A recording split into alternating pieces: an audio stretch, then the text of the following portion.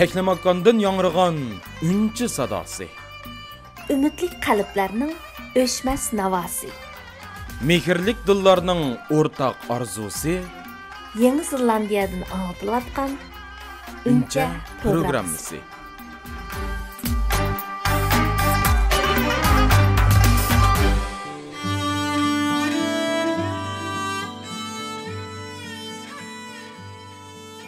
Assalomu alaykum, mehrli qalbi bilan o'zgalarga muhabbat taqdim etgan aziz anglag'uvchilar. Assalomu alaykum, har bir yangi tongni buyuk arzu-armonlar bilan kutayotgan muhtaramlar. Unch programmamiz orqali sizlar bilan asralashganligimdan intayin xursandman. Men riyosatchi do'stinglar Dinzod Bek Aziz. Hamisha aziz anglag'uvchilarning diliga ma'naviy huzur baxsh etishni istagan sirdishinglar Ra'no G'ufurdan hammanglarga oliy ehtirom. Bugun barchanglardan tovanchilik bilan kechirim so'ramoqchimiz. Bizga ishongan, bizni izchil qo'llagan aziz anglag'uvchilarimiz uchun davomli xizmatda bo'lish haqiqatan biz istagan arzu-armonlardan biri edi. Ammo har turli sabablar tufayli radio programmamiz anglitishni to'xtatishni qaror qildi. Her işte bir hikmet bo'lgandek bu reallikqa biz bo'ysunishdan boshqa iloj qila olmadik. Ammo programmamizning to'xtashi hargizmi bizning yo'qolishimizdan derak bermaydi. Yana bu yaxshi fursatlarda, yana bu go'zal xizmatlarda bo'lish uchun hamisha tirishimiz. To'g'ri. Muajiratdagi Uyg'ur tilida faqat madaniyat tunishtirilgan radio programmamizning yo'qligidek bo'shliqni to'ldirish uchun bor kuchimiz bilan fidoyi xizmat qildik. Unch programmamiz orqali yakunlagan tajribalarimiz, qo'lga keltirgan natijalarimiz va his qilgan kamchiliklarimizni to'liqlash orqali balkim yanada mukammallikka uysala olishimiz mumkin. Bu haqiqatanmi har davlatda turib xizmatda bo'layotgan guruhimiz xodimlariga nisbatan cho'ng bir davolg'ish hisoblanadi. Shundaqla ro'yobga chiqish nisbatimi intayin tuvan. Biroq qalbimizda shundaq bir istak va yolqin bo'ladi ekan, hamon bir kuni uni yolqinchitimiz. Programmamiz yo'l qo'yilgandan mana bugungi kungacha ota-bobolardan qolgan ulug' miroslarimiz, chet ellardagi ona til istikidagi umoq farzandlarimizning tirishishi, natijali kishilarimizning aktiv energiyalik suhbatlari va adabiyot gulzorligidagi guldastalardan anglag'uvchilarimizning qalb huzuriga sungan edik. Bu jarayonda anglag'uvchilarimizning eng ko'p berilgan inkoslari shu bo'ldiki, farzandlarimizning tirishchanlik ko'rsatishidan ta'sirlansa, natijali kishilarimizning aktiv energiyalik kuch berishidan ilhomlanganligini bizga yetkazdi. Xo'sh, oxirgi qism programmamizda qimmatli vaqtimizni ana shu kelgusimiz bo'lgan umoq farzandlarimizga bermoqchimiz. Oldi bilan anglaydiganlar Turkiya Hira ona til maktabi o'quvchilarining ko'ngil so'g'isi.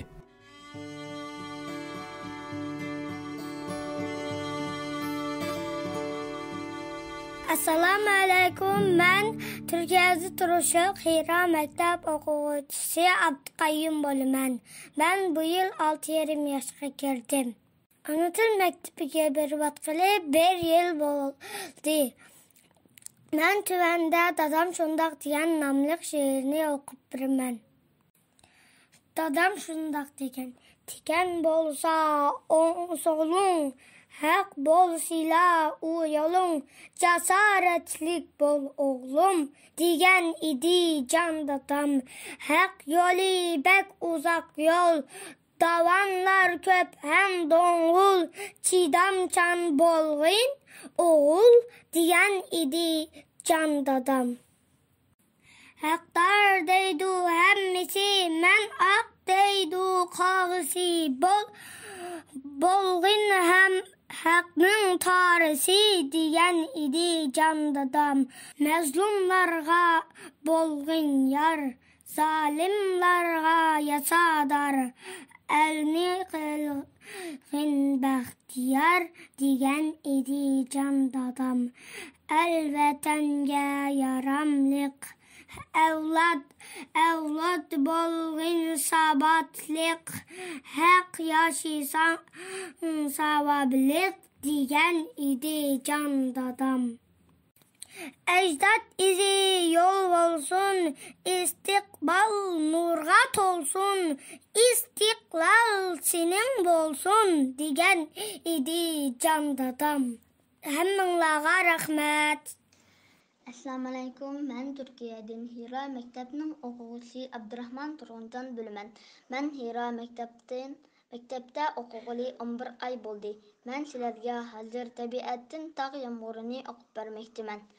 Tog' yomg'iri.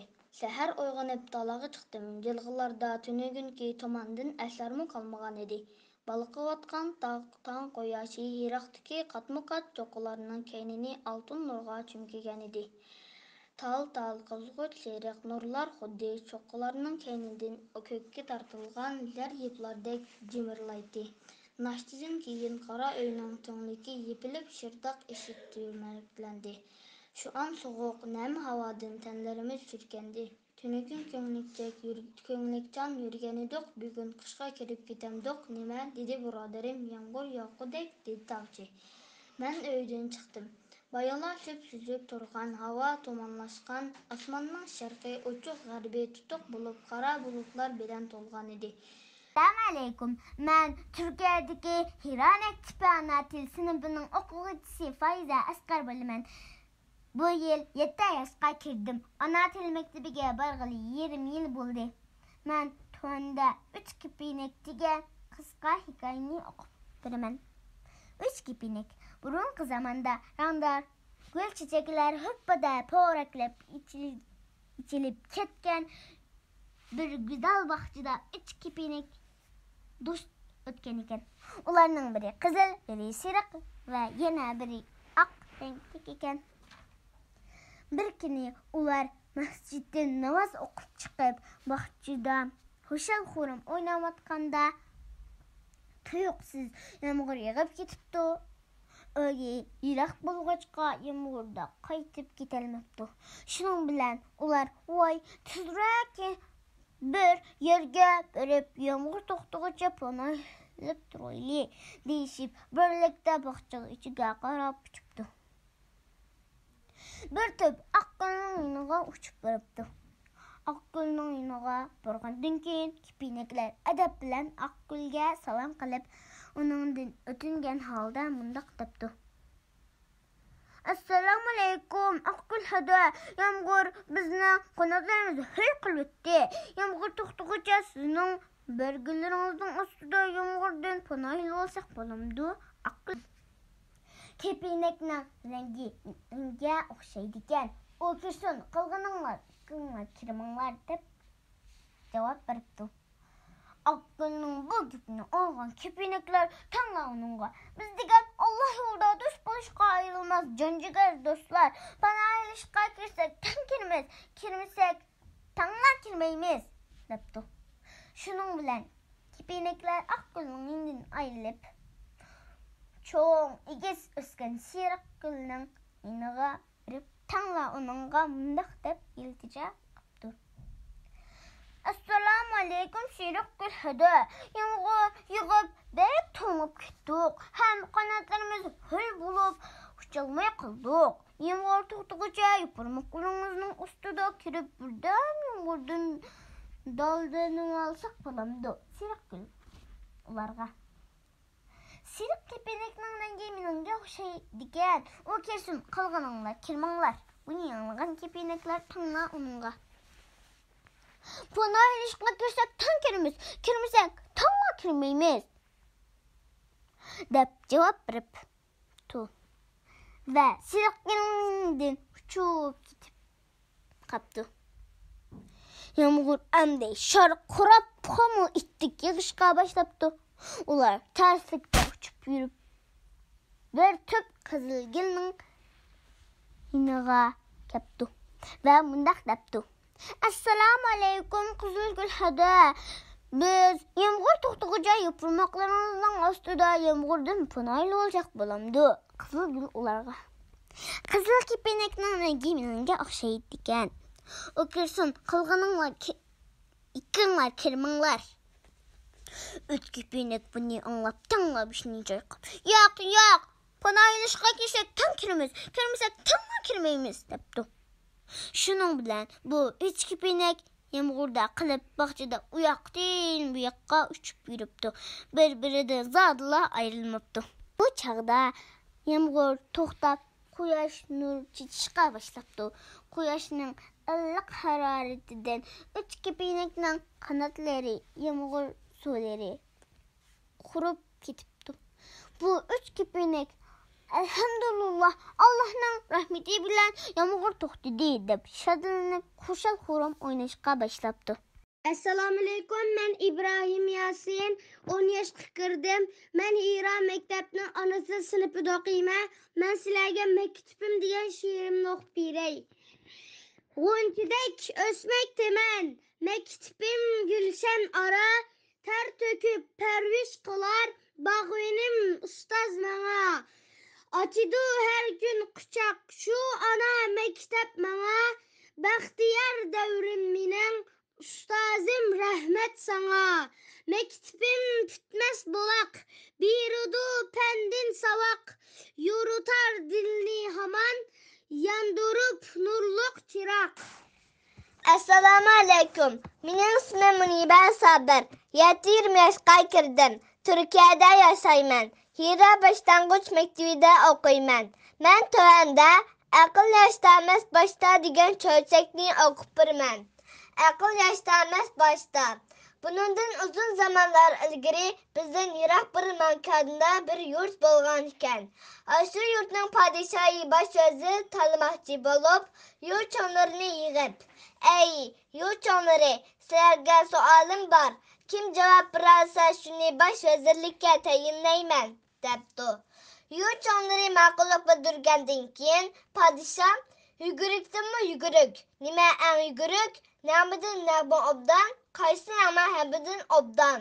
Gulmi gul, qaysi gul eng xo'p, qattiqdimi qattiq, hammadan nima qattiq, shuni tepinglar", debdi. Yurtchilari har qancha o'ylabmi bu savollarning javobini topolmabdi. Aradan 3 kun o'tgandan keyin podshoh ochiqlanib, "Bu savollarga atgicha javob topolsanglar inom beraman, topolmasanglar darga osman", debdi. Yurtchilari g'am bilan uylariga qaytibdi. Shu yurtchilari ichida yashagan bir o'limaning endi 17 yoshga kirgan Nurzat ismli bir o'g'li bor ekan. Nurzat otasining g'amgin o'tirganligini ko'rib, "Ata, nima bo'ldi?" deb so'rabdi. Yashagan o'lima o'g'liga bo'lgan ahvolni so'zlab beribdi. Nurzat bir oz o'ydan olgandan keyin, "G'am qilmagin ata, podshohning oldiga meni apargin. Uning savoliga o'zim javob beraman", debdi. U o'lima o'g'lining aql farosatiga azaldan ishongan ekan. Shunga aqli Nurzatni boshlab podshohning huzuriga beribdi. Podshoh Nurzatning ustivishiga bir qo'rqarab chiqib, "Savolimga haqiqatan javob bera olamsan?" deb so'rabdi. Nurzat tamkin oldi. "Ha", debdi. Podshoh "Savollarimga javob berasan bosh vazirim bo'lsan, javob berolmasang beshingning ketadiganligini bilamsan?"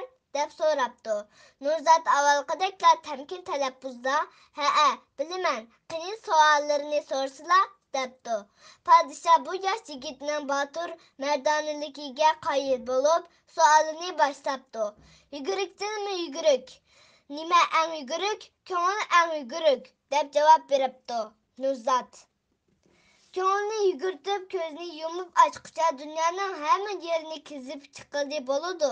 Podshoh bu javobdan mamnun bo'lib, savolini davomlashtiribdi. "Nag'midan nag'ma obdan, qaysi nag'ma hammadan obdan? Qozon nag'masi hammadan obdan. Mehmonlarga dutor tambur bilan nag'ma qilib berib, qozon taraqlatib, obdan tamoq aytib berilmasa, ko'nglini to'liq olg'ili bo'lmaydi. Gulmi gul, qaysi gul eng xo'p?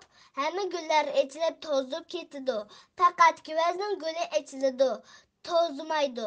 Kishilar uningdan raxt to'qib kiyim kiydi. Eng yaxshi gul ana shu kuvazning gulidir. Qattiqdan qattiq. Hammadan nima qattiq? Hammadan yo'qsullik qattiq. Sen yo'qsullikning qattiqligini qandoq bilding? Men kichikligimda bir kuni bizning qozonimiz chiqilib ketdi. Shu kuni uyga mehmon kelib qoldi.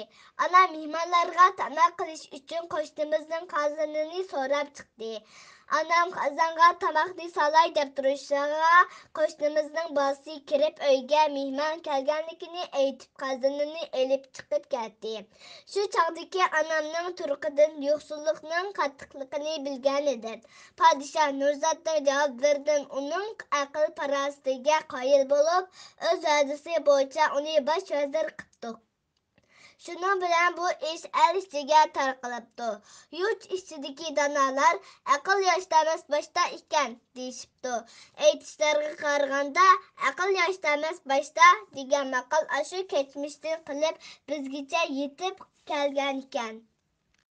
Assalomu alaykum, ben Rasida Abdullatif. Bu yıl 7 yaşqa kirdim. Ben Hira Mektepning 2-yillik o'quvchisi. Ben ana tilim degan she'rni o'qib bermoqchi. Ana tilim jilvan jazibam. Ana tilim gohar xazinem. Ana tilim Mekke Medinem. Ana tilim o'zi bir olam. Yorumaydu tarixim sensiz, cehalettir bu dilim sensiz. Bir parça göç, bu tilim sensiz, kürünmeydu menzilim sensiz. Cangahlarda yarak ana dil, yürüyüşlerde bayrak ana dil. Kuyaş gibi parlak ana dil, ben sana pek amrak ana dil. Dunyoning har qaysi joylarida tug'ilib o'sayotgan tatliq farzandlarimiz o'zini tunish, o'zligini qo'g'dash uchun ona til o'rganish yo'lida qadam-qadam ilgarilamoqda. Viktoriya Uyg'ur tili maktabi Avstraliyaning Viktoriya shtatining markazi Melbourne shahrida 2014-yili 18 aprel Hikmat Hasanov va Nadira Yusufning yetakchiligida Mirsad Hoji aka va Rana G'opur Nurbiya islomjonlarning aktiv yordamida qurilgan bo'lib, 45 o'quvchi bilan rasmiy dars boshlagan edi. Maktab qurilib 6 yildan buyon nurg'un issiq so'g'oqlarni beshidan o'tkazdi. Ba'zida o'quvchilar jiq bo'lsa, ba'zida 3 o'quvchi, yana ba'zida o'qituvchi bor o'quvchilar kelmagandek ahvollarga duch keldi. Bundaq chaqlarda o'qituvchilar shaxsan men o'quvchilarni maktabga qiziqtira olmaganimdan o'kinib, qiziqarliq, jalb qilarliq o'qitish programmalari ustida boshqa turib ketdim. Mayli sirtqi omil qandaq bo'lsin, o'qituvchilar bo'shashmadik, voz kechmadik. Har yakshanba kuni o'xshash uzun musofani besib, maktabning yepilib qolmasligiga kafolatlik qildik. Maktab har yakshanba kuni 2 soat Uyg'ur tili, 1 soat Uyg'ur madaniyat san'at darsi o'tadi. Hozir maktabda yangidan pidakor bo'lib qo'shilgan iqtidorli yosh o'qituvchi Salimaning yetakchiligida dars o'tilyotdi. Yuqum mezgilda to'r darsidimi yerimidan ko'proq bola savodini chiqarib bo'ldi. Maktab ona til o'qitishdan boshqa jamoat faoliyatlariga aktiv qatnashib keldi. Maktab har yili bir qitim ota-ona o'quvchilar qatnashadigan cho'ng tipdagi dala saylasi o'tkazadi. Viktoriya Uyg'ur tili maktabi 4 yil uda Viktoriya Türk birlashmasi o'tkazadigan Türk festivali qatnashib, qizg'in olqishga erishdi. Maktab yana uda 2 yil xalqaro ballar festivali qatnashib, ko'rinarli natijalarni qo'lga keltirdi. Viktoriya Uyg'ur tili maktabi Viktoriya Uyg'ur jamiyati va ota-onalarning kuch chiqishi bilan o'ngishli davomlashyapti. Shundaqla kelgusida texmi zo'r natijalarni qo'lga keltirgisi. Tövəndə Viktoriya Uyğur tili məktəbinin oxucularının çürük Uyğur tilidəki deklamasiyası diqqətinizdə bolsun.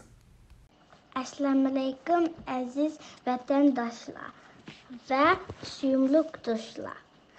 Mən Viktoriya Uyğur ana til məktəb o'quvchisi Mehdiya Mehmetcan. Mən bu yil 9 yaşga kirdim.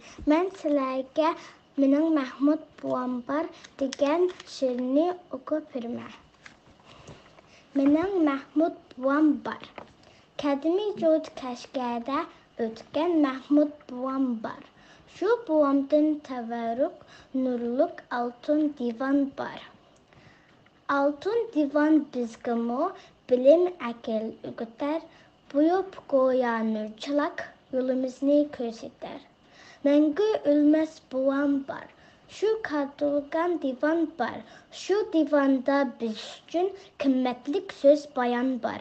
Rahmet. Ben bu yıl 9 yaşındayım. Ben 3. yıllıkta okuyum. Vay vaylışını anlamışsın dep. Bir günü efendi mektepke gelmepti. Ertesi muallim tünü gün mektepke Nimişka kelmedin de soraptı.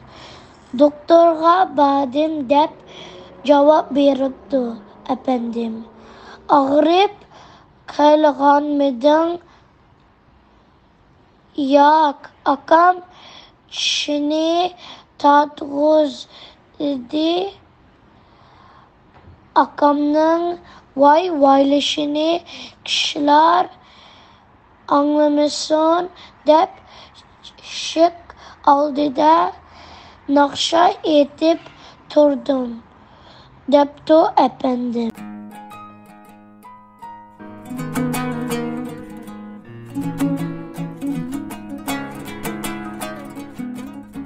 Muhabbatdan o'zgiga yetmaydigan qisqagina hayotliq harakat, tirishish va kurash demakdir.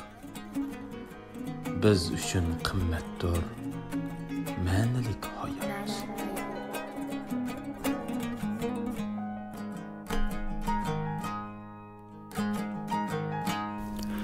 Dünyada mükemmel insan bo'lmagani bilan har insonning o'ziga xos ortiqchilik taraflari bo'ladi ekan.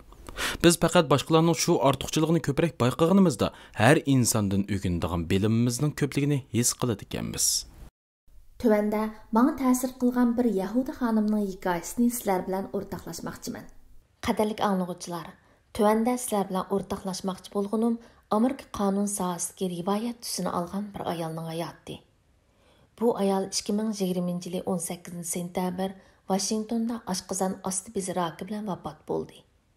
U bo'lsa-mu Amerikaning eng oliy sud mahkamasining 107-ci növbətlik sudçisi, Sandiradan keyingi ikkinchi ayol sudçi, shundaqla tunji Yahudi ayol sudçi Ruth Bader Ginsburg'dir.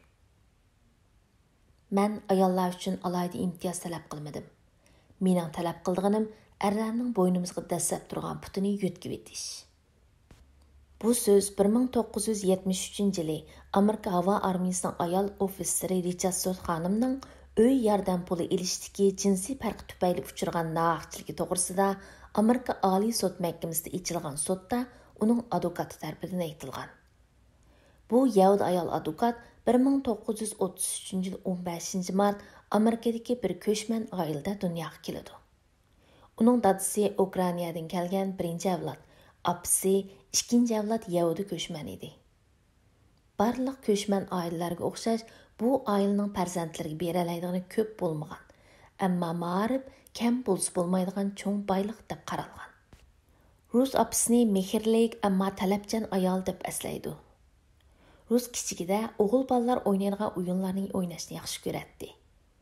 Apisi uning kunlik topshirig'ini vaqtida tugatishini, pianino mashq qilishini va sirtda uzoq o'ynashiga bo'lmaydiganligini belgilab bergan edi. U qiziga ikki prinsipni eskartib turadi. Biri latofatli xonim bo'lish, yana biri mustaqil bo'lish. Uningcha Rus agar ko'ngildagidek bir yigit bilan to'y qilib, baxtli turmush kechiralsa, bu nihoyat yaxshi bo'lgani. Ammo Rus cho'qim mustaqil bo'lishi kerak edi.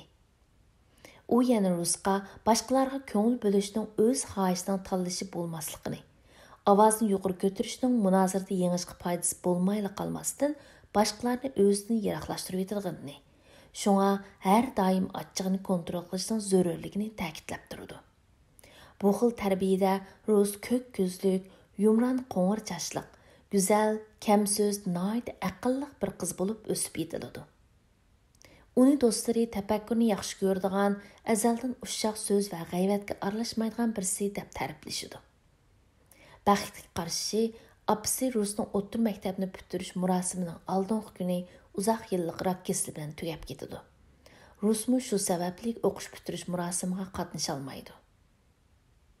Rus oliy maktabini Kornell universitetining qonunchilik kasbida o'qiydi.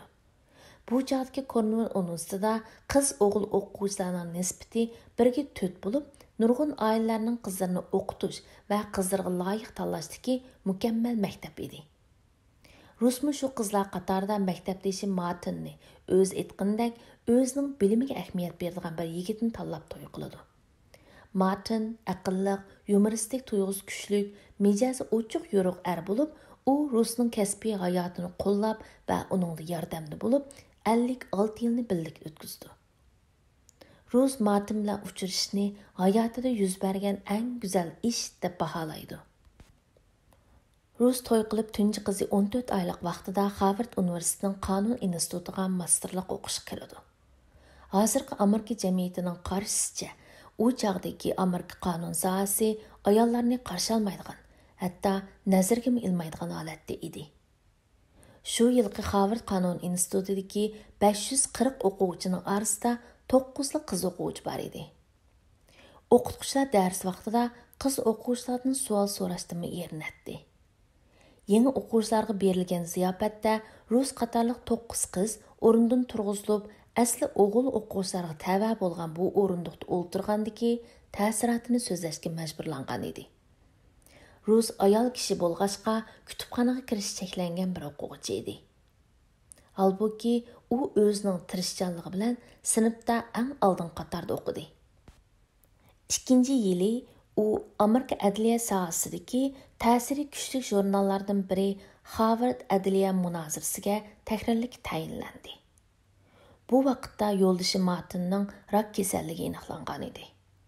Rus 2 yoshli qiziga va kasal yo'ldoshiga qarash, dars tayyorlash ham yo'ldoshining dars o'rganishiga yordam qilishdek vazifasi og'ir kunlarda noyda ozuqlab, oila va maktabning yukini ko'tarib ketdi.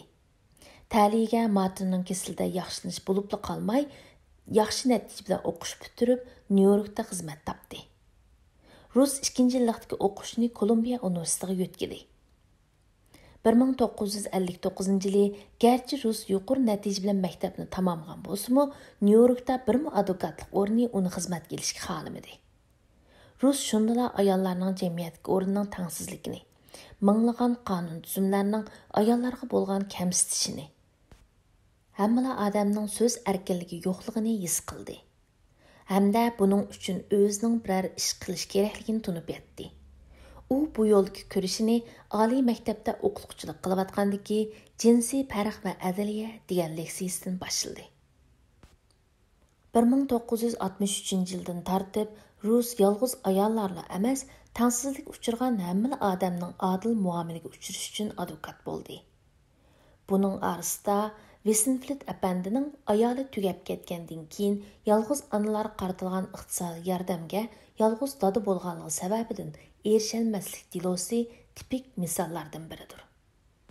Rus va uning xizmatdoshi Amerika Oliy sud mahkamasiga tunjib qadam bosgan vaqtini tasvirlab, jiddiychilik ichida tushdan keyingi sudga chiqish uchun tushlik tamoqmi yemaganligini, sud ichiga kirganda noiti egiz va hayvatlik silingan imoratdan, to'g'risidagi hashamatlik chiroqlardan, tamg'a esilgan har bir oliy sudchining moy bo'yoq rasmlaridan, tosh palampaylardan surlik erlik huquqning besimini his qilganligini aytadi.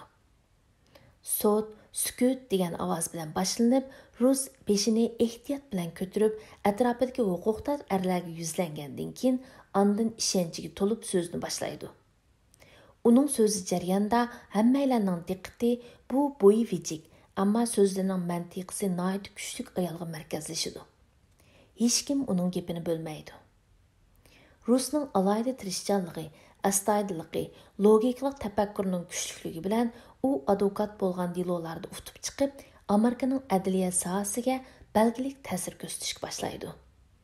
Bularning ichida Virginia harbiy maktabining tarixdan buyon qiz o'quvchilarni jismoniy iqtidoriy erlardan tuvan ko'rib, o'qishga olmaslikdek tuzumiga xotim berilishi dal Rusning to'kpisi. Bu xizmatlarning ajri bilan Rus 1993-yili 14-iyun ayni vaqtdagi prezident Clintonning ko'rsatishi bilan Oliy sudning sudchiligiga tayinlandi. Oliy sudchilarning formasi erlar uchun loyihalangan bo'lg'achqa, sudchi Ginsburg uningga doim chiroyli yoqiliqlarni taqib oladi. Amerika Oliy sud mahkamasi Amerikadagi prezident bilan teng huquqli, mustaqil, Amerika qonunining eng oxirgi tushuntirish va ijro qilinishini kuzatish huquqiga ega o'rin. Mahkamada 9 oliy sudchi bo'lib, bular prezidentning tayinlanishi bilan umrlik vazifaga o'tirdi. Oliy sud mahkamasi ko'rinmas bir qo'ldek Amerikaliklarning hayotini kontrol qilib turdi. Shunga sudchilarning irqiy, jinsiy, diniy e'tiqodiy qatorliqlar Amerikaning adliya sistemasining yo'linishiga ta'sir ko'rsatmay qolmaydi. Rusning vazifaga o'tirishi Amerika jamiyatida zo'r g'ulg'ula qo'zg'aydi. Sudchi Ginsburg buni faqat Amerikada yuz berish mumkinchiligi bor hodisa deydi.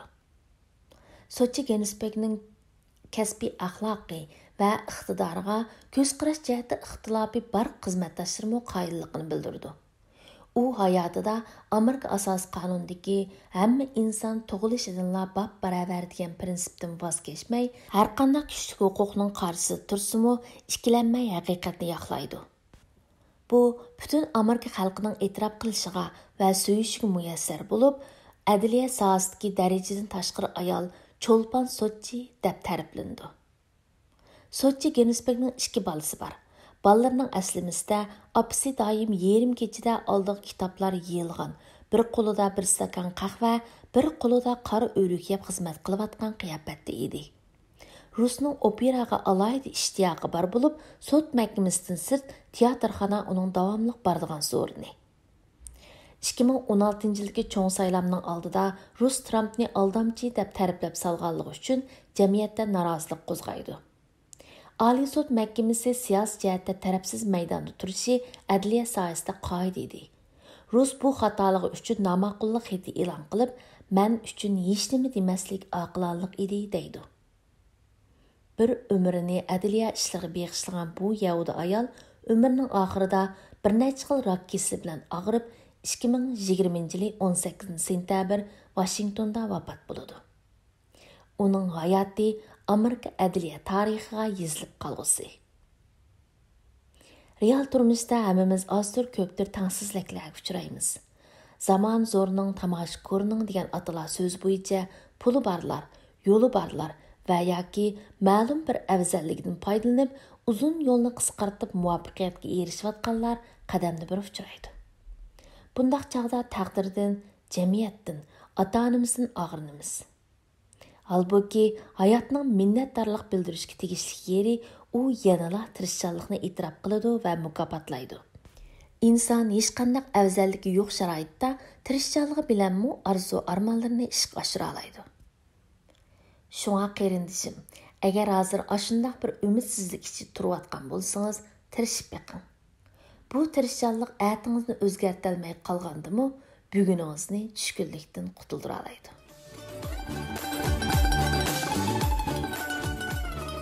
Aziz anglag'uchilar, har kuningizga xotirjamlik va natijalar tilash bilan ko'nglimiz qiymagan holda eng oxirgi qitimli programmamizni oxirlashtirmoqchimiz.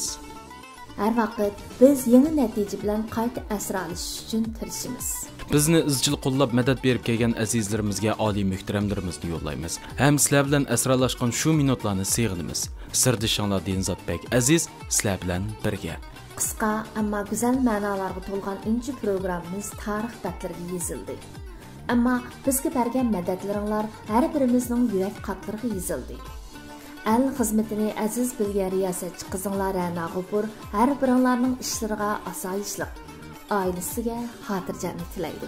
Xayr do'stlar, yana ko'rishguncha omon bo'lg'aysizlar.